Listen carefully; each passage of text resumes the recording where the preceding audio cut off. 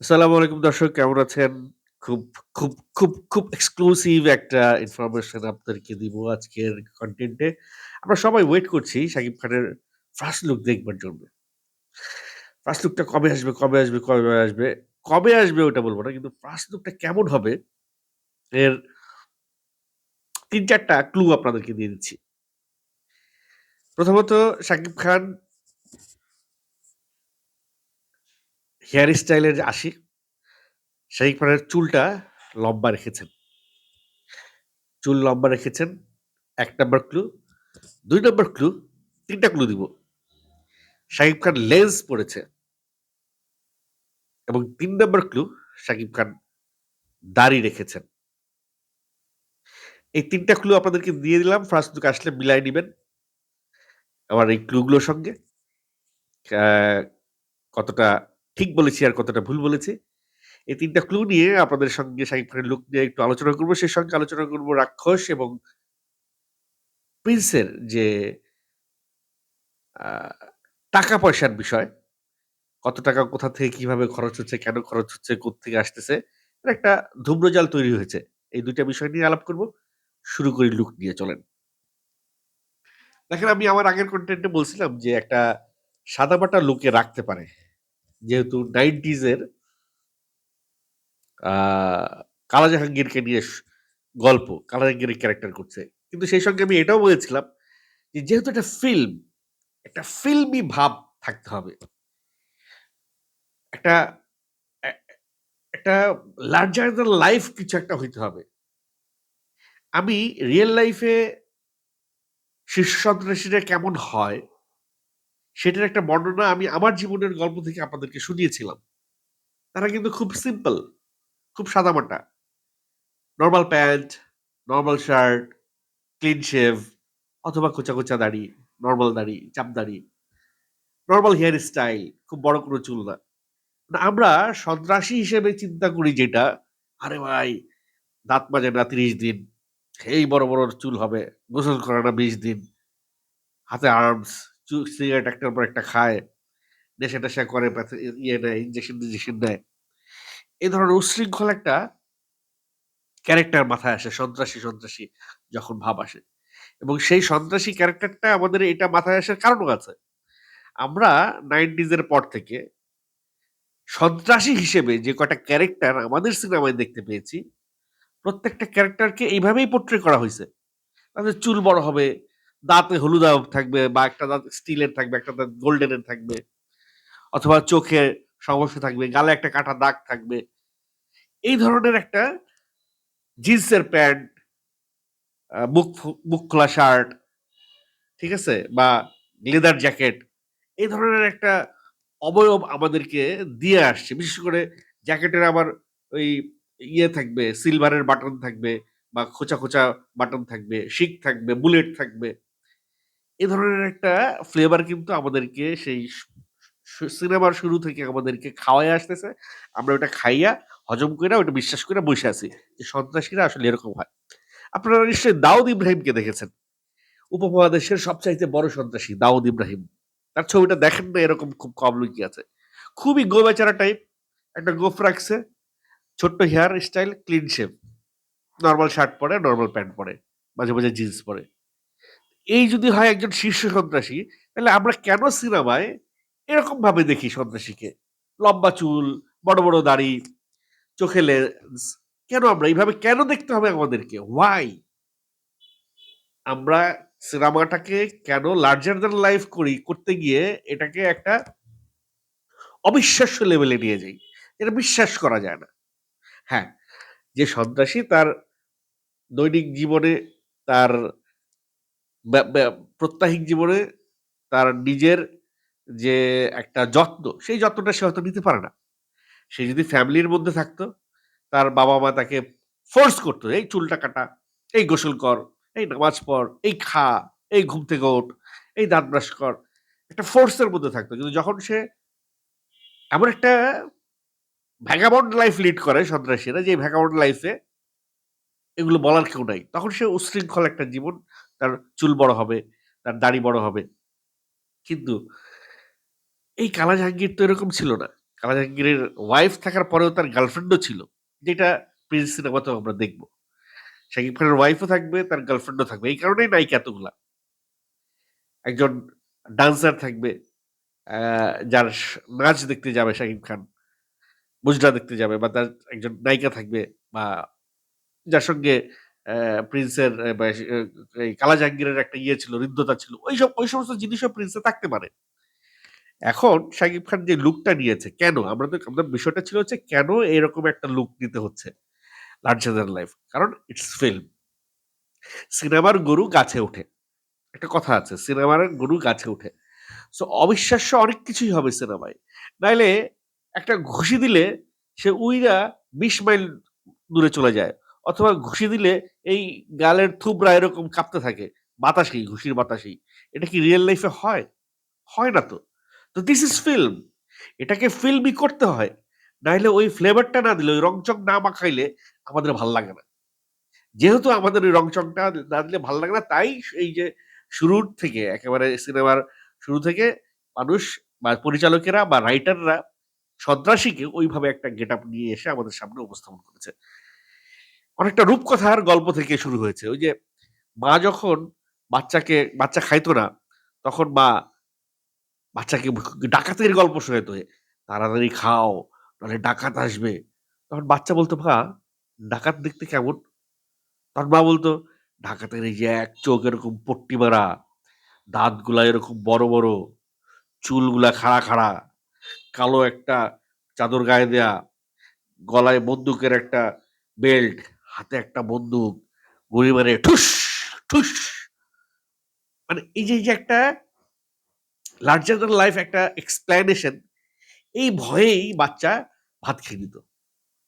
তো আমরাও ডিরেক্টরদের কাছে বা সিনেমা যারা বানায় তাদের কাছে আমরাও বাচ্চা। কারণ তারা যা বানায় আমরা তাই গোগ্রাসে গিলি হা হয়ে দেখি। অসম্ভব, অবাস্তব। তাও সেটা আমরা দেখি। টাকা খরচ করে দেখি। নিজের পকেটের টাকা খরচ করে দেখি।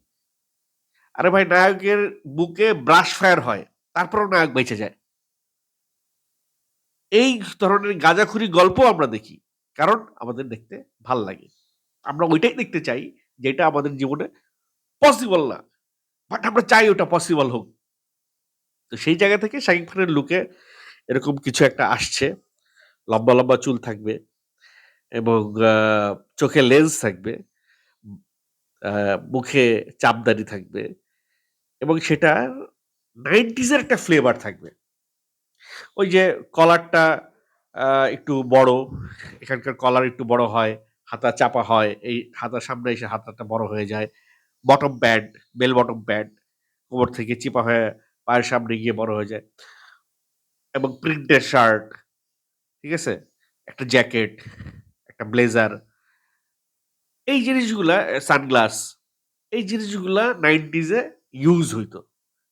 এই প্রপস গুলা চলে আসতে পারে। আরেকটা ইনফরমেশন আমি আপনাদেরকে দিয়ে রাখি।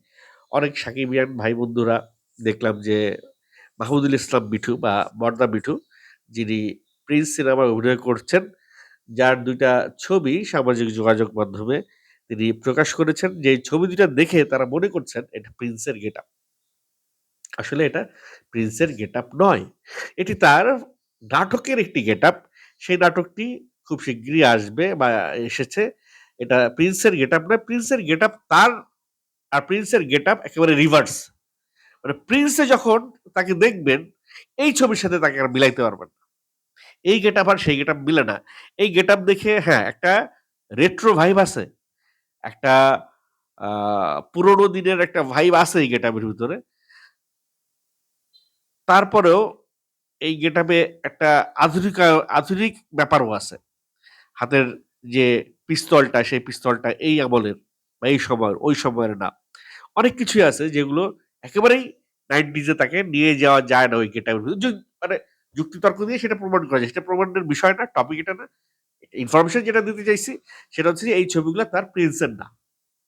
প্রিন্সের কোনো গেটআপ তিনি এখনো সামাজিক যোগাযোগ মাধ্যমে ছাড়েন নাই। ওকে, ফাইন। আরেকটা বিষয় নিয়ে আপনাদের সঙ্গে আলাপ করতে চাইছিলাম। সেটা হচ্ছে গিয়ে রাক্ষস এবং প্রিন্স, এই ২ টা সিনেমার শুট হচ্ছে শ্রীলঙ্কায়।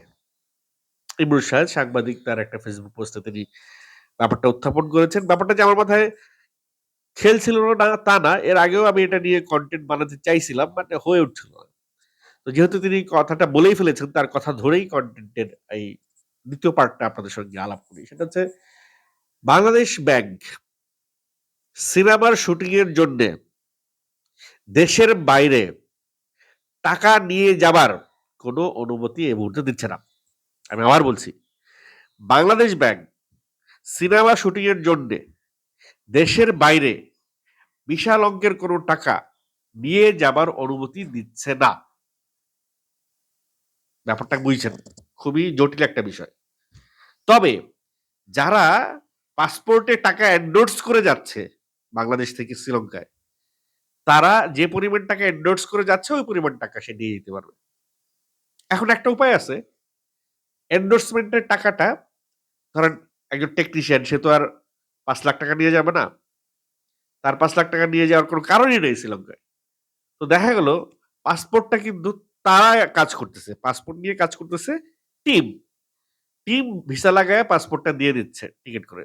তো এই টিম যদি পাসপোর্টে ৫ লাখ টাকা এন্ডোর্সমেন্ট করে নিয়ে যায়, তাহলে এক একজন লোক যদি ৫ লাখ করে শ্রীলঙ্কায় নিয়ে যায়, ১০০ জন লোকের পাসপোর্টে ৫ লাখ করে ৫ কোটি টাকা।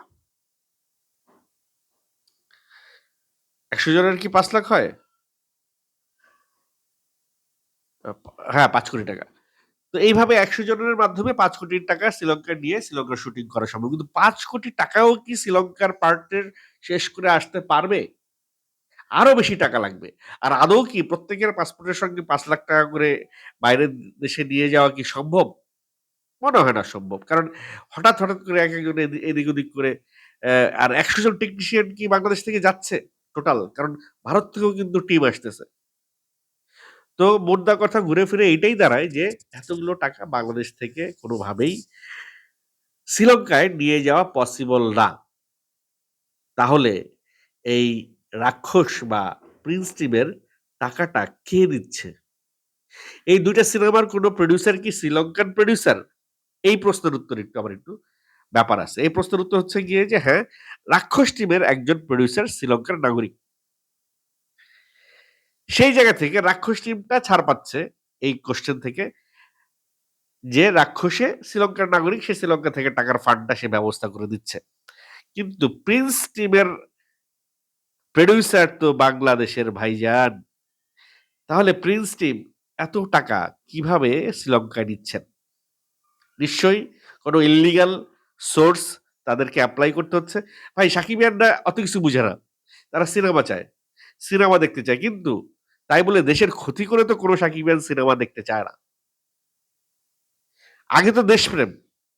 কয়েকদিন আগে তামিমকে, মিরাজকে, শান্তকে আমরা ধুয়ে দিছি। কারণ তারা বলতেছে যে ইন্ডিয়ায় যাইয়া আমাদের খেলতে হবে ওয়ার্ল্ড কাপ টি-20, তাইলে ঝামেলা আছে। ইন্ডিয়ার গান গাইতেছে, তাদেরকে আমরা দেশদ্রোহী, তাদেরকে আমরা রাজাকার বলে ধুয়ে দিছি। কারণ তারা দেশের স্বার্থটা বুঝতেছে না। যেখানে মুস্তাফিজকে নিয়েও ফেরত দিয়ে দিছে, যেখানে বাংলাদেশকে জঙ্গি তকমা দেওয়ার চেষ্টা করতেছে তারা, সেইখানে পুরো বাঙালি এক হয়ে গেছে যে না, ভারতকে একটা শিক্ষা দিতে হবে। সেইখানে বাংলাদেশ ক্রিকেট বোর্ডও এক হয়ে গেছে বাঙালিদের সাথে। না, ভারতে তাইলে আমরা ক্রিকেট, মুস্তাফিজকে সে নিবে না, তাহলে আমরা ভারতে যাই কেন ওয়ার্ল্ড কাপ খেলবো? আমরা ভারতে ওয়ার্ল্ড কাপ খেলবো না, আমরা শ্রীলঙ্কায় আমাদের টিম শ্রীলঙ্কার গ্রুপে দিয়ে শ্রীলঙ্কায় যাই খেলবো। ফাইনালি সেটাই হয়েছে, শ্রীলঙ্কায় খেলবে বাংলাদেশ। এই যে একটা দেশ প্রেম, আগে ক্রিকেটার না, আগে দেশ। সো আগে শাকিব খান না আগে দেশ? দেশের টাকা যদি বাইপাস করে নিয়ে যায়, আমি জানি না কিভাবে নিচ্ছে, একটা অ্যান্সার তাদের দেওয়া উচিত। তাদের জানানো উচিত যে টাকাটা এইভাবে শ্রীলঙ্কা থেকে এইভাবে খরচ হচ্ছে, এইভাবে এসছে। এই পরিষ্কার বিষয়টা, এই বিষয়টা পরিষ্কার করে রাখা উচিত, যাতে ভবিষ্যতে কোনো প্রশ্ন না উঠে এটা নিয়ে। কারণ আজ হোক কাল হোক, আজকে সাংবাদিক ইমরুল শাহেদ সাহেব সামাজিক যোগাযোগ মাধ্যমে এই কোশ্চেনটা করছে। সো এই কোশ্চেনটা already raised. It's not that যে আমি ফার্স্ট কোশ্চেনটা তুলছি, ইটস নট দ্যাট যে আমি এটাকে একটা প্যাচ করার চেষ্টা করছি। না, এটাই জেনুইন বিষয় যে দেশের টাকা শ্রীলঙ্কায় খরচ হচ্ছে, শ্রীলঙ্কার মানুষ পাচ্ছে, ইন্ডিয়ার মানুষ পাচ্ছে বাংলাদেশের টাকা। তাহলে এই দেশের টাকা ওখানে গেল কিভাবে? হুন্ডির মাধ্যমে। সরকারকে ট্যাক্স না দিয়ে, সরকারকে না জানিয়ে, যেহেতু বাংলাদেশ ব্যাংক দিচ্ছে না টাকা নিতে। আর যদি বাংলাদেশ ব্যাংক টাকা না দেয়, তাইলে ওই দেশের কেউ একজন ওইখানে খরচ করতেছে। যদি ওই দেশের কেউ একজন খরচ করে, তাহলে তার স্বার্থ কি? স্বার্থ তো এইটাই, সে ওই খরচের লাভটাও সে আবার এখান থেকে তুলে নিয়ে যাবে ওই দেশে। সো এই দিক দিয়ে হোক আর ওই দিক দিয়ে হোক, টাকা কিন্তু বাংলাদেশের টাকা বাইরে চলে যাচ্ছে। এই বাংলাদেশের টাকা, টাকার অঙ্ক কম। আপনারা হয়তো বলতে পারেন যে, "ভাই ৩,০০০ ৪,০০০ কোটি টাকা ঋণ খেলাপি আছে। এত টাকা বিদেশে নিয়ে যেয়ে পাচার করে থুয়ে দিছে। আর আপনি ৫-১০ কোটির পিছনে লাইগা রইছেন।" ভাই, ঋণ খেলাপি বা অন্যায় তো অন্যায়। সেটা ছোট অন্যায় হোক আর বড় অন্যায় হোক। আজকে একটা সিনেমা নিয়ে আমার এই প্রশ্নটা কিন্তু আরশাদ আদনানও করেছিল 'বরবাদের' সময়। এই একই কোয়েশ্চেন আরশাদ আদনানও করেছিল 'বরবাদের' সময়। এই একই কোয়েশ্চেন আরশাদ আদনান করেছিল 'তাণ্ডবের' সময়। এটা একটা জেনুইন কোয়েশ্চেন। কোয়েশ্চেনটা বুঝতে হবে। দেশের দেশপ্রেমটা যদি যার ভিতরে আছে, দেশের একটা সুতাও যদি কেউ দেশের বাইরে না নিতে যদি না চায় অবৈধভাবে, তাইলে সেই কোয়েশ্চেনটা করবেই। সেই ক্ষেত্রে প্রিন্স টিমের, আমি জানি প্রিন্স টিম ইল্লিগাল কোন কাজ করবে না। তারা সবকিছু লিগালি করছে। I believe তারা সবকিছু লিগালি করছে। কিন্তু এই লিগাল বিষয়টার একটা পরিষ্কার উত্তর, সদুত্তর তাদের দিয়ে দেওয়া উচিত। কারণ অলরেডি কোয়েশ্চেন হ্যাজ অ্যারাইজড। ইমরুল সাহেব কোয়েশ্চেনটা করে ফেলছে সামনে জোয়ার মাধ্যমে। সো ইমরুল সাহেবের এই কোয়েশ্চেনের উত্তর তারা কিভাবে দেয়? যদি আদৌ না দেয়, আর যদি দেয়, দুটো নিয়েই আমার আরেকটা কনটেন্ট আপনাদের সামনে নিয়ে আসবো। যাই হোক, প্রিন্সের লুকের ৩ টা চমৎকার আপডেট তো আপনাদেরকে দিয়ে দিয়েছি। এবার আপনারা বাদবাকি কয়েকটা ক্লু আমার কমেন্টে দিয়ে যান। দেখি আপনাদের ক্লু মেলে না আমার ক্লু মেলে।